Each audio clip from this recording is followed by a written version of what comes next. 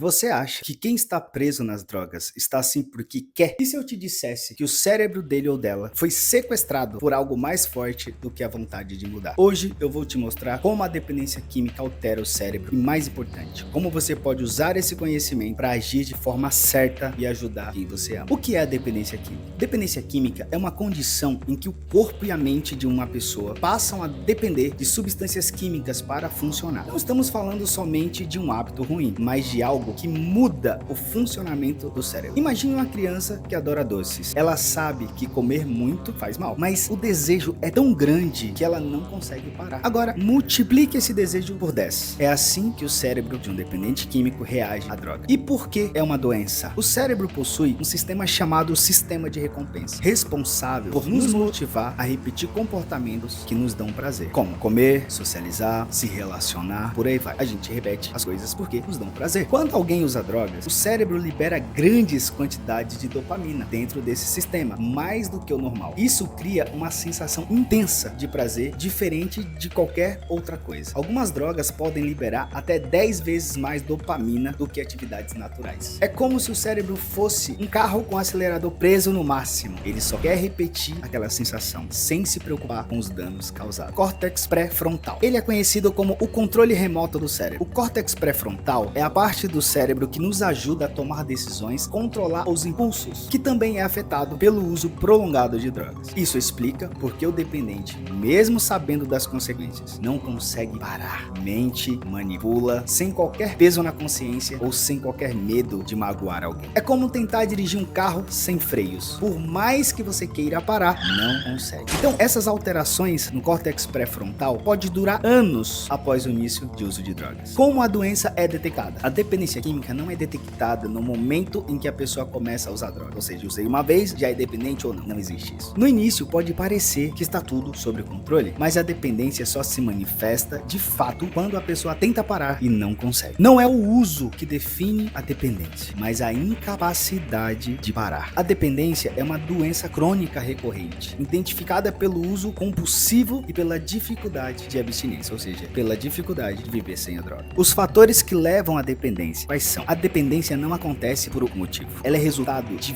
vários fatores que se combinam, como genética, ambiente e emoções, por exemplo. Quais são os fatores genéticos?